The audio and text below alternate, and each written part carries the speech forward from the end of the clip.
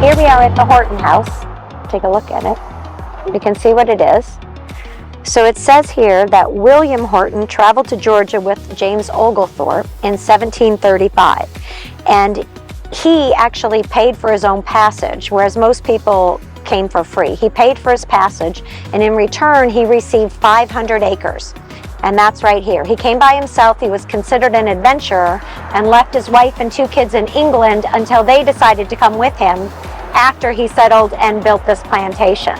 So in return for that, he needed to bring with him indentured servants who would actually work the land, and he also agreed to have the land producing within 10 years of taking it over. And this is what's left right now of his plantation home, so let's go check it out. Oh, here you can see. So here you can see that he actually used the same construction of oysters and sand that they used to build these walls that was called tabby. And you can actually see how thick the walls were. So this is probably quite a home back in the day that he had this built. The walls are probably, this is my measuring thing. The walls are probably almost like 2 feet thick. Right. And they're still standing today, so clearly they did a great job. And it looks obviously like it was 2 stories. So this would have been probably the drawing room where you received guests. Now, kitchens were never part of the house here. They were usually separate. Over there you can really see the oysters. And then so this would have been the drawing room where they received guests and probably sat at night. It looks like, oh, that probably was a fireplace.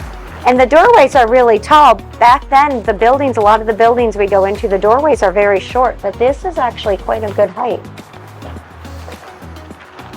And then this would have been another fireplace here.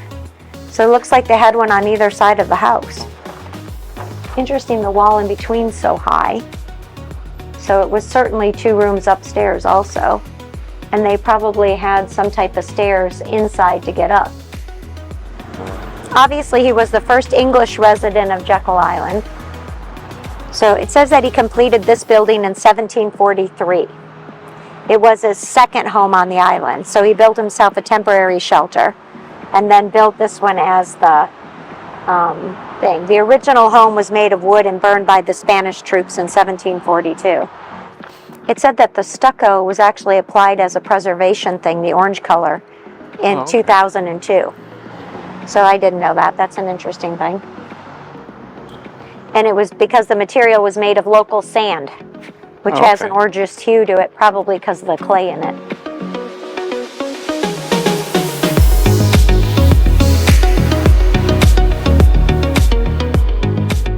So this is interesting.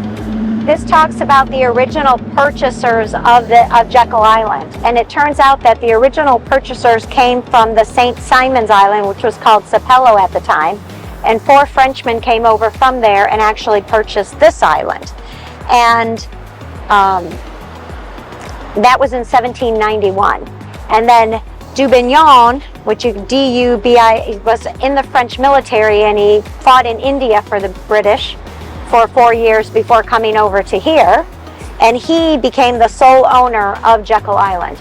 And Dubignon is the guy who Rockefeller came in and purchased the island from in like 100 years later, in like 1890s. So that's an interesting history. And then here's the cemetery where some of the Dubignon family's buried. So let's go check that out.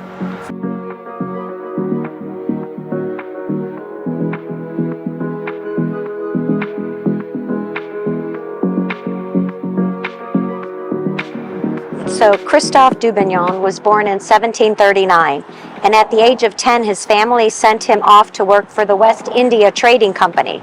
Well, if you remember back in school, we always heard about the West India Trading Company. They owned everything and traded across the globe. Well, at 10 years old, he went to work for them and became a sailor and worked for them until that company was disbanded in 1769. Then he became part of the French Army and was living in a colony off of Africa, which is also interesting. And there he met and married his wife in 1778. So he was quite old at the time he got married, especially for back then. He was almost 40 years old.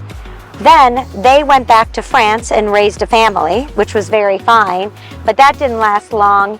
because in 1789 the French Revolution came, and the French Revolution, because he was now well-to-do and was making money, he and his family were fled France for their safety, and that's why they ended up coming over here to Georgia, which is really interesting, and settled on Sapelo Island, which is St. Simon's Island now, and then the 4 Frenchmen bought this island later on, which is Jekyll Island. Dubignons purchased the island, the 4 did, in 1791, after Horton already had his successful plantation here and settled. So this is how it went. The English, Horton, who was actually the sheriff of Hertfordshire in England, interestingly enough, decided to come on an adventure and come over to America. That's how he got here, and he came with Oglethorpe in 1735. Then he created the plantation. He was given 500 acres here, and the 500 acres he was given because he paid for his passage to America. And as a payback, they gave him 500 acres, and they told him that he had to bring 10 indentured servants for every 50 acres. So that means he had to have 100 indentured servants working here, and had to have 20% of the land producing. So he had to have 20% of the land producing before 10 years. So that was their agreement. So he now had the whole land producing. In the meantime, Dubignon and his families settled over in Sapelo Island, and then came from Sapelo Island and bought this island in 1791. And that's the way it went down. That's the history of Jekyll Island. And then from Dubignon, the Rockefellers actually purchased the island in the late 1800s, and that's the way Jekyll Island became settled.